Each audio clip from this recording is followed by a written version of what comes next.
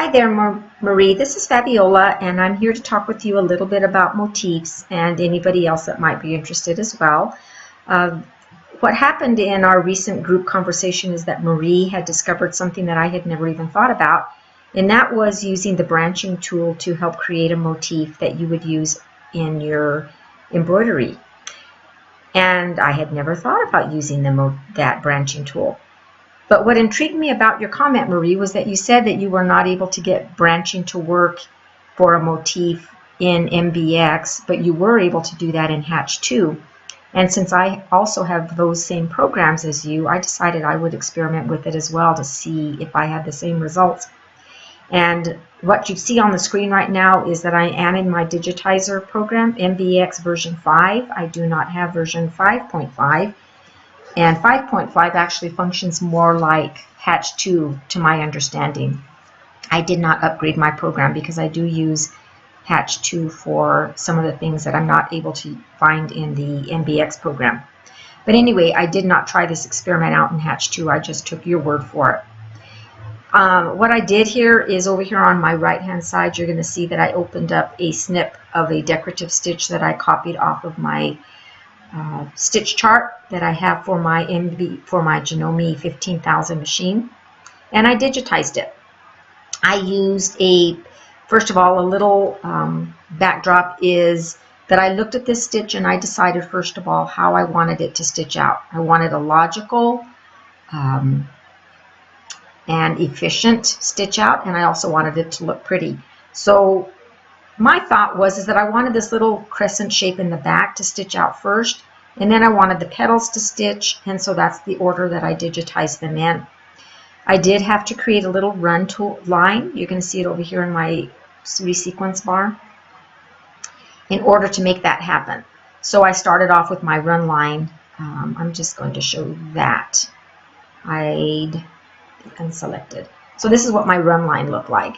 And if I'm in the true view mode, you're going to see that it started right here. That was my tie-in, and it was going to actually run from here to here, and then the crescent stitch was going to backtrack on it. There it is. So if I'm in the not in true view mode, you're going to be able to see all of any tie-ins and tie-offs that I might possibly have as part of this project. So that was my object number 1, was that run line. Object number 2 was the crescent. I'm just going to look at my reshape tool and show you how I shaped these things. Zooming in on it. Actually, what I'm going to do is I'm going to hide this. Can I hide it if it's locked? Probably not. I guess not. Unlock it. That way I can hide it. And that way you can see this a little bit better. So this is the object right here. If I select this object, hit the reshape tool, you're going to see that it started down here and it ended over here. My next object, look at the reshape. I had it start right here where this one more or less ended. Right? And it's going to walk up to this point. It's going to stitch this petal. It's going to end down here.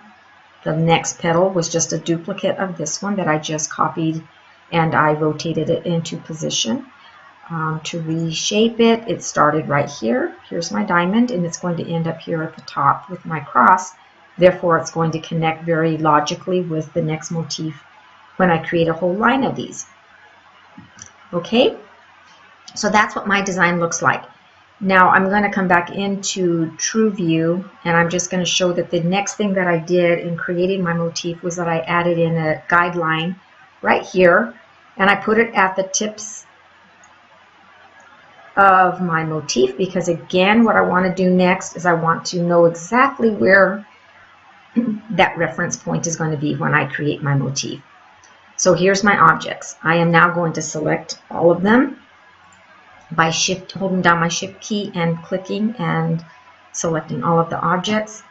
Over in Advanced Digitize, I can create a motif. And right here is where I'm going to take a little sideline, because in one of the other comments that we had had a short discussion about was that you can create categories for your stitches within the program. Category is the same thing as a file folder, so to speak, that you would have in any one of your computers where you would be saving your documents to keep things organized. So when you create a motif, you are always going to be able to choose where you want this motif to be saved. This category that I have open right now is called My Designs. I made that category. Anytime that you are in this Create Motif function, the first thing you're going to do is select your category or create a new category. So let's just look at my categories. I'm going to click my down arrow, and these are some of the ones that I have within my program. Some of them I've created myself, some came with the program. Now most of them are obviously things that I created. I've got a Battenberg folder, I have Bernina Stitches folder, I have Bullions, that was something we did with Maggie. I have Crazy Quilt Stitches, Crochet Motifs, again done with Maggie. These are some class files that were given to us as part of our subscription to Trevor Conquergood's classes. I've created an eyelets folder, one that I have just given with my own names, some fillet stitches, lots of different things. Okay, so how did I get them? I created this new folder here. This one here, I'm just going to bounce back up and click off of here because I do want to save this in my designs here. So that's how you create a folder. And anytime you want to try to organize your designs based on, maybe you're doing copycats of decorative stitches from your sewing machine, you might want to call it your Janome decorative stitches, or maybe your Bernina stitches or your Foth stitches or whatever it might be that you're copying from a particular design source. The pattern, you always need to click in this box and you need to give your design your pattern a name. I'm going to call mine D4 just as an example, and I'm going to say OK.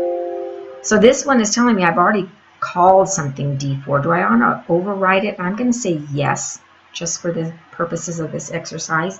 Down on your bottom left hand, you're going to have this enter start point of the reference line. Again, where's my start point? Right here. And my end point is going to be over here, and that's the reason why I put this guideline in here, was so that I could keep those exactly straight, one across from the other. So my start point is going to be right here.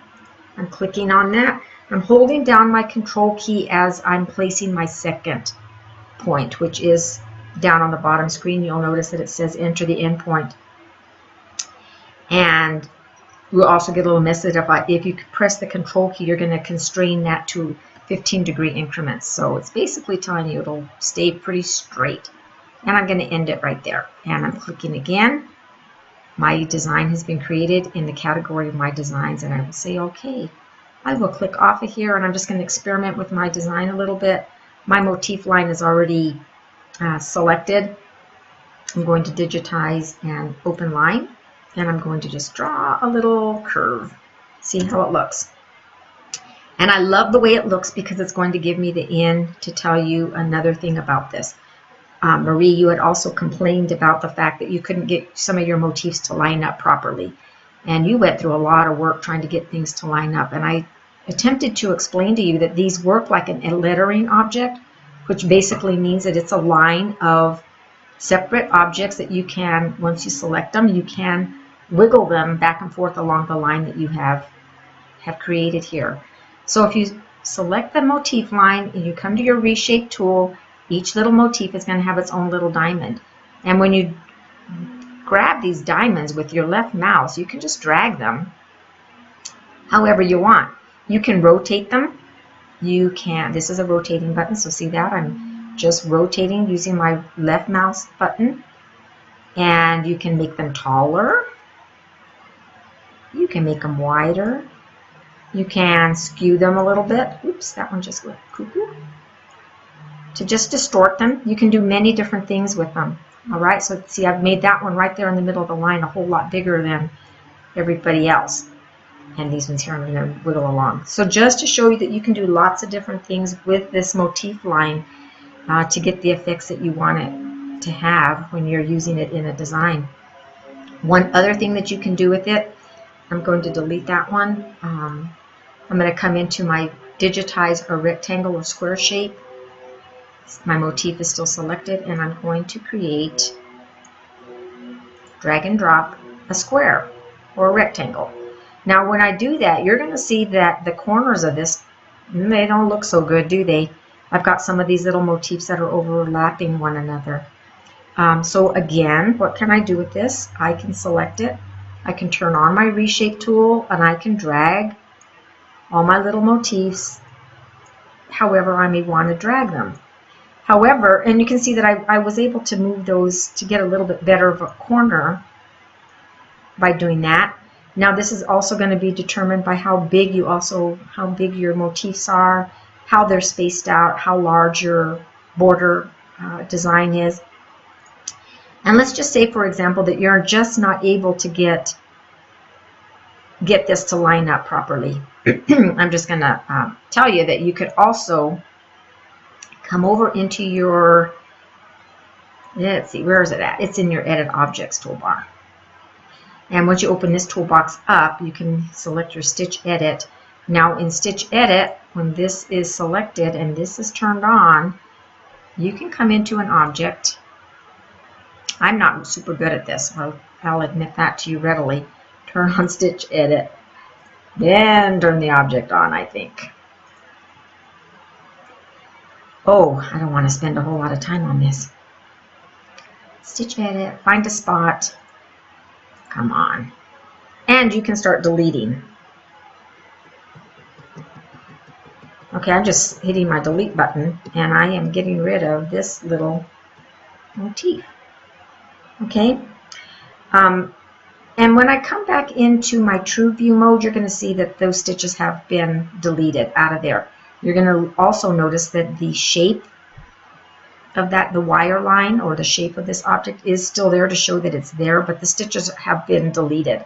So you can use your Stitch Edit mode also to help to get the look that you're looking for. All right, so that was kind of a sideline. I'm going to delete that object. And the other question that you had about it, which is where we started, was can you use the branching tool to create this motif in a logical way? And you said no in MBX, but yes in Hatch. Maybe that had something to do with the actual design that you had created. I don't know what you were working on.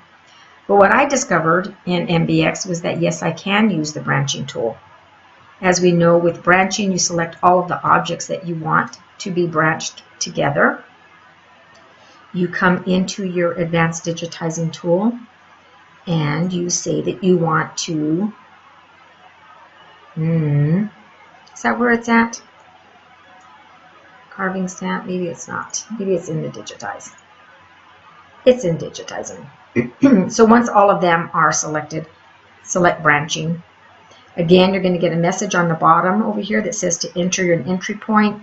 After I do that, this will change to enter the exit point. So again, where's my entry? It's going to be here on the left. My exit's going to be here on the right.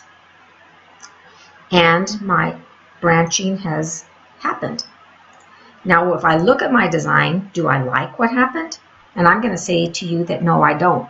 Because I had, as I said before, put some thought into how I wanted my motif to look. And I don't like this little overlap that just happened here. I'm going to run the player. You're going to see how it's stitching. It's going to stitch that petal first. It's going to walk up. It's going to stitch the crescent at the top. It's going to walk down, and then it's going to end off with that last petal. And I don't care for that. So I preferred the way that I digitized it. But the branching tool will work here. In the Hatch program, your motif function is going to be up here on this top toolbar here, and it's going to tell you that the motifs, you're going to have just a different look to how this function works. But anyway, I was able to make it work here with this particular design. I'm going to click on this, and I am going to break it apart. Can I? Yeah, I can do that. So anyway, yes, it works, at least in this program, and I hope that I was able to give you a little bit of information that's helpful about making motifs. I love them. They're lots of fun.